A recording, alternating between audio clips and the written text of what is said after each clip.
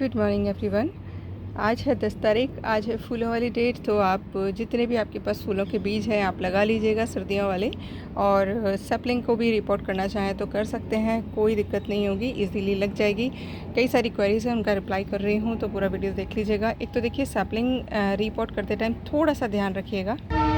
जैसे कि देखिए मैंने कैलेंडुला की जो सैपलिंग थी जो कि लास्ट डेट पर लगाई थी, बहुत अच्छे से सारी जर्मिनेट हो गई थी, लेकिन इनकी ग्रोथ नहीं हो पा रही थी क्योंकि कोकोपीट में मिट्टी बिल्कुल होती नहीं है और मैंने चूँकि कोई फर्टिलाइज़र नहीं डाला था तो उसकी वजह से ये ग्रोथ नहीं कर रही थी, रुक गई थी। तो देखिए आज मैंने एज़ इट इज़ कप में से निकाल के एक पॉट में लगा दिया है।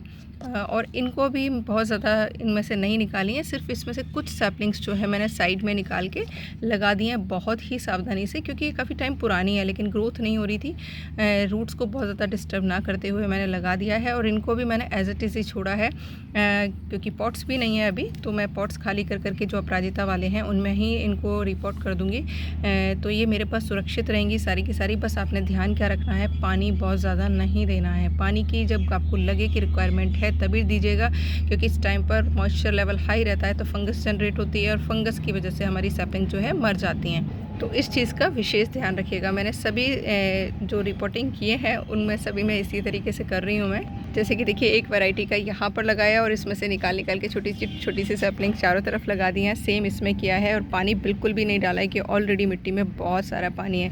बस आपने पानी मैनेज कर लिया तो आपकी ये सैपलिंग गलेंगी नहीं और आपके पास में ये पौधे अच्छे से चल जाएंगे।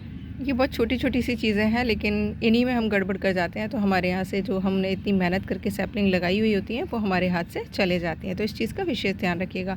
और हाँ, अगर आपको लगता है कि फंगस जनरेट हो रही है तो आप उसमें एलोवेरा वाला जो बायो एंजाइम है या फिर आपके पास में नीम खली हो उसको पानी में डिप करके रख दीजिएगा 24 घंटे के लिए, और उस पानी को 4-5 गुने पानी में मिक्स करके मिट्टी में डाल दीजिएगा, जिससे कि हार्मफुल फंगस जो है ख़त्म हो जाए।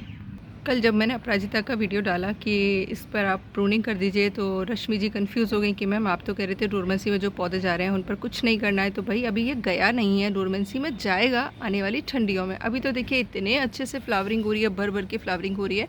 तो अगर आप सॉफ्ट प्रूनिंग कर देते हैं तो सारी एनर्जी वहीं की वहीं रुक जाएगी और पौधा जो है फूल बनाने में लग जाएगा। और फूल बनेंगे तो नेचुरल है, फिर खूब सारे बीज भी बनेंगे, वो आपके लिए क्या आपके अड़ोसी पड़ोसी और सारे रिश्तेदारों के लिए सफिशिएंट हो जाएंगे। तो मैंने इसलिए बोला था कि अपराजिता अभी डोरमेंसी में नहीं गया है, जो चला गया है यानी जिस पर फूल आने बिल्कुल बंद हो गए हैं उन पर कुछ नहीं करना है।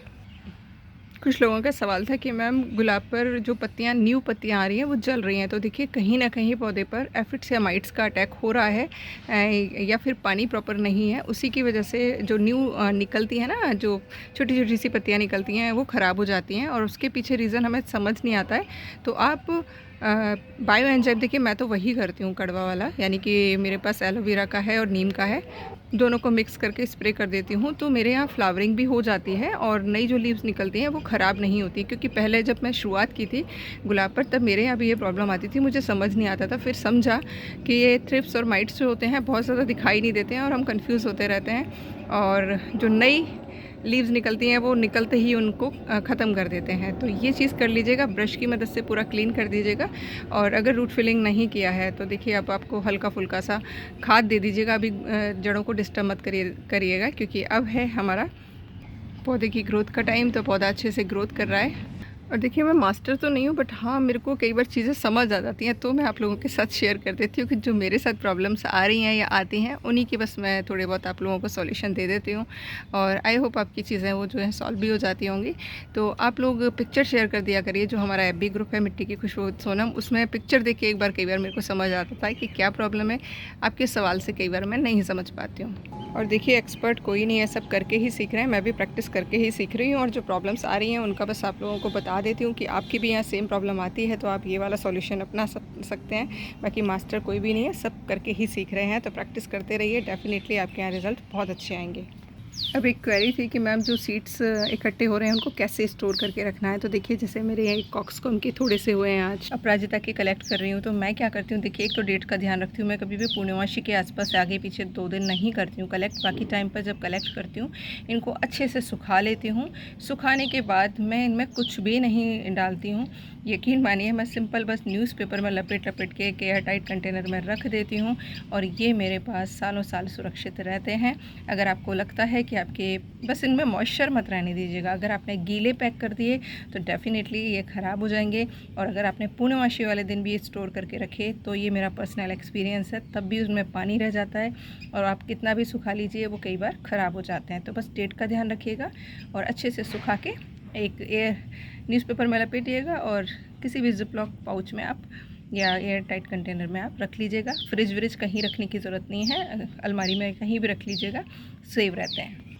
तो आज बता दिया है मैं क्या करने वाली हूँ। बस सैपलिंग ख़रीद के लाऊंगी, अगर मिल गई तो कुछ फूलों वाली वही मैं लगाऊंगी, और रीपॉटिंग कर लिया है। कुछ सीड्स लगाऊंगी जो कि जर्मिनेट नहीं हुए या ख़राब हो गए थे पहले बैच में, तो आप लोग भी कर लीजिएगा। और वीडियोस हैं ही पेज पर किस तरीके से लगाने हैं और चैनल पर भी, तो लगा लीजिएगा।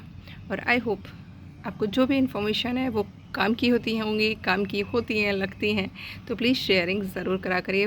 जितने भी लोग शेयर कर रहे हैं उनको बहुत बहुत बहुत शुक्रिया। जो भी लोग लाइक और कमेंट कर रहे हैं उनको भी बहुत बहुत दिल से शुक्रिया। Once again thank you for watching. Channel पर बने रहिएगा अगर आपको इन्फॉर्मेशन पसंद आती हैं तो।